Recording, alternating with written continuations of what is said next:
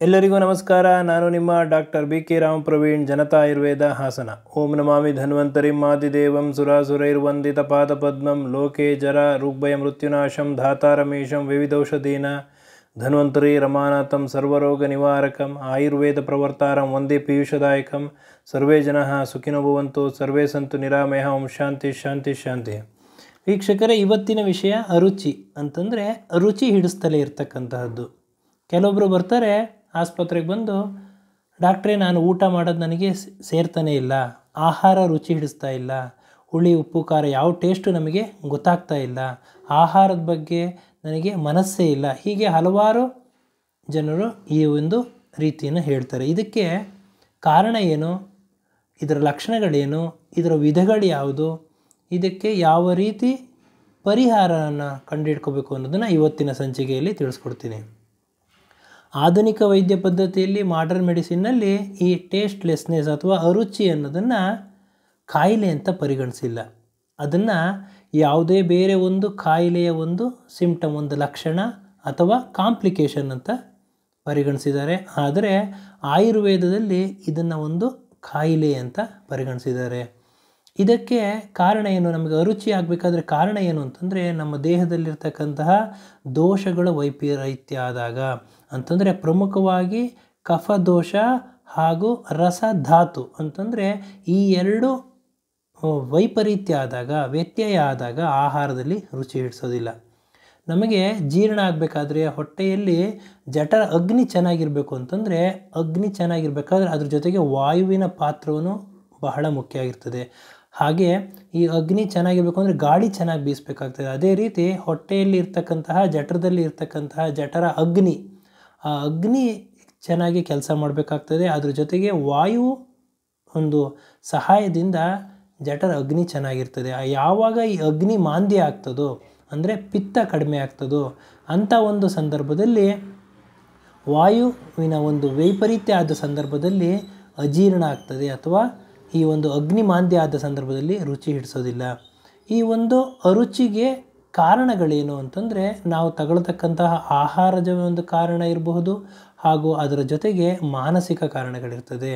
ಶಾರೀರಿಕ ಹಾಗೂ ಮಾನಸಿಕ ಕಾರಣ ಅಂತ ಹೇಳ್ತಾರೆ.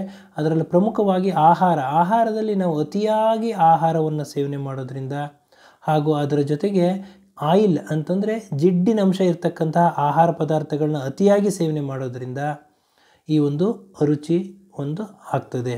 ಅದರ ಜೊತೆಗೆ ಮಾನಸಿಕ ನಿಧಾನಗಳು, ಮಾನಸಿಕ ಅಂತಂದರೆ ಅತಿಯಾಗಿ ಚಿಂತೆ ಮಾಡೋದು, ಯೋಚನೆ ಮಾಡೋದು, ಹಾಗೂ ಈ ಒಂದು ಡಿಪ್ರೆಷನ್ ಇರ್ತಕ್ಕಂಥ ಸಂದರ್ಭದಲ್ಲಿ ಆಹಾರ ರುಚಿ ಹಿಡಿಸೋದಿಲ್ಲ. ಅದರ ಜೊತೆಗೆ ಅಗ್ನಿಮಾಂದ್ಯ ಅಂದರೆ ಆಹಾರದಲ್ಲಿ ನಮಗೆ ಜಠರದಲ್ಲಿ ಅಗ್ನಿ ಕಡಿಮೆ ಆಗಿದ್ದಾಗ ಆಹಾರ ರುಚಿ ಹಿಡಿಸೋದಿಲ್ಲ. ಅಜೀರ್ಣ ಇದ್ದ ಸಂದರ್ಭದಲ್ಲಿ ಆಹಾರ ರುಚಿ ಹಿಡಿಸೋದಿಲ್ಲ. ಹಾಗೂ ಬಹಳ ದಿವಸಗಳಿಂದ ಕಾಯಿಲೆಯಿಂದ ಬಳಲ್ತಾ ಇದ್ದ, ಲಾಂಗ್ ಟರ್ಮ್ ಏನಾರು ಒಂದು ಡಿಸೀಸಿಂದ ಬಳಲ್ತಾ ಇದ್ದ ಸಂದರ್ಭದಲ್ಲಿ ಆಹಾರ ರುಚಿ ಹಿಡಿಸೋದಿಲ್ಲ. ಅದ್ರ ಜೊತೆಗೆ ಫುಡ್ ಪಾಯ್ಸನ್ ಇದ್ದ ಸಂದರ್ಭದಲ್ಲಿ ಆಹಾರ ರುಚಿ ಗೊತ್ತಾಗೋದಿಲ್ಲ. ಹಾಗೂ ಪ್ರಮುಖವಾಗಿ ವರ್ಮ್ ಇನ್ಫೆಸ್ಟೇಷನ್ ಅಂತಾರೆ, ಹೊಟ್ಟೆಯಲ್ಲಿ ಹುಳುಗಳು ಇದ್ದ ಸಂದರ್ಭದಲ್ಲಿ ಆಹಾರ ರುಚಿ ಹಿಡಿಸೋದಿಲ್ಲ. ಅನಿಮಿಯಾ, ರಕ್ತಹೀನತೆ ಇದ್ದ ಸಂದರ್ಭದಲ್ಲಿ ಆಹಾರ ರುಚಿ ಹಿಡಿಸೋದಿಲ್ಲ. ಅದ್ರ ಜೊತೆಗೆ ಜಾಂಡೀಸ್ ಇದ್ದ ಕಾಯಿಲೆಯಲ್ಲಿ ರುಚಿ ಹಿಡಿಸೋದಿಲ್ಲ. ಕಫ ಒಂದು ಸಮಸ್ಯೆಗಳು, ಕಫ ಪ್ರಧಾನ ವ್ಯಾಧಿಗಳಿದ್ದ ಸಂದರ್ಭದಲ್ಲಿ ಈ ಊಟ ರುಚಿ ಹಿಡಿಸೋದಿಲ್ಲ. ಹಾಗಾಗಿ ಈ ಎಲ್ಲ ಹಲವಾರು ಕಾರಣಗಳಿಂದ ಆಹಾರಕ್ಕೆ ನಮಗೆ ರುಚಿಯನ್ನು ಯಾವ ರೀತಿ ಅಂತ ಗೊತ್ತಾಗೋದಿಲ್ಲ.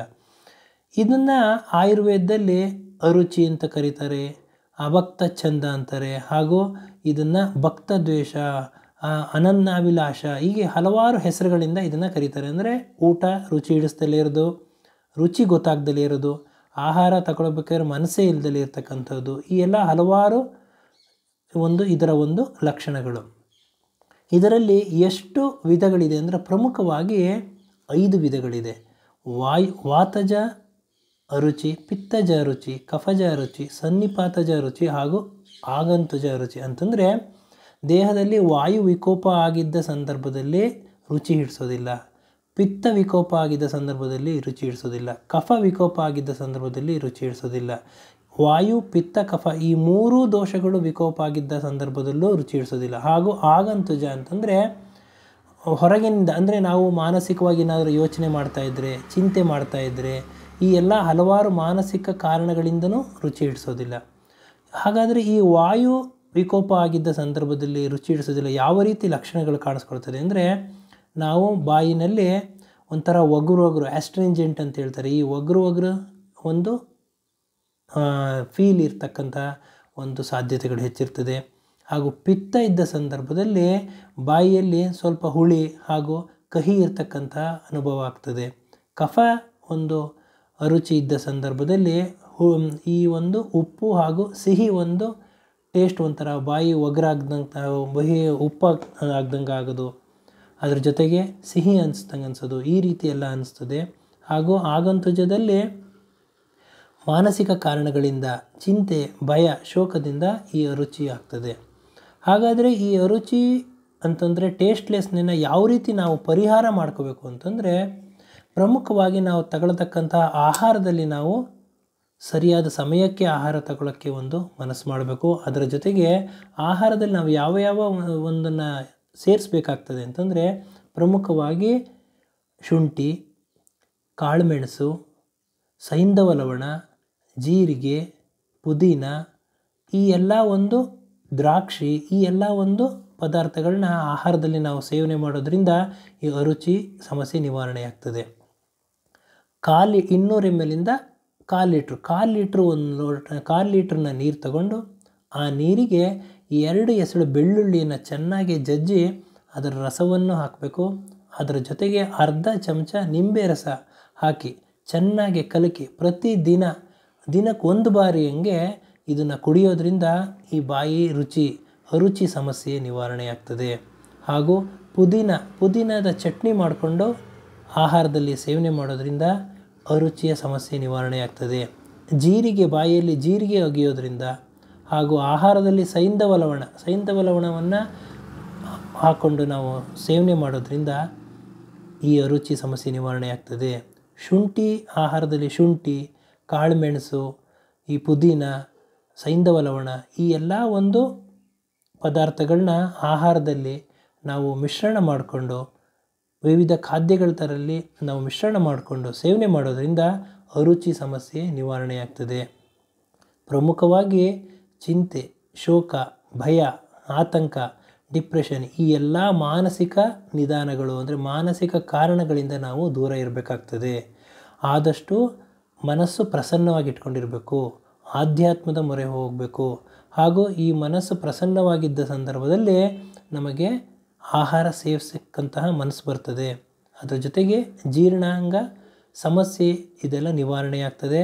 ಹಾಗೂ ಜಠರ ಅಗ್ನಿ ಚೆನ್ನಾಗಿರ್ತದೆ, ಅಜೀರ್ಣದ ಸಮಸ್ಯೆ ನಿವಾರಣೆಯಾಗ್ತದೆ, ಹಾಗೂ ಅರುಚಿಯ ಸಮಸ್ಯೆಯು ನಿವಾರಣೆಯಾಗ್ತದೆ ಅಂತ ಹೇಳ್ತಾ ಇವತ್ತಿನ ಈ ಒಂದು ಸಂಚಿಕೆಯನ್ನು ಮುಗಿಸ್ತಾ ಇದ್ದೀನಿ. ನನ್ನ ಈ ವಿಡಿಯೋ ತಮಗೆ ಇಷ್ಟವಾಗಿದ್ದಲ್ಲಿ ಲೈಕ್ ಮಾಡಿ, ಶೇರ್ ಮಾಡಿ ಹಾಗೂ ನನ್ನ ಮುಂದಿನ ವಿಡಿಯೋಗಳಿಗಾಗಿ ಸಬ್ಸ್ಕ್ರೈಬ್ ಮಾಡಿ. ಧನ್ಯವಾದಗಳು.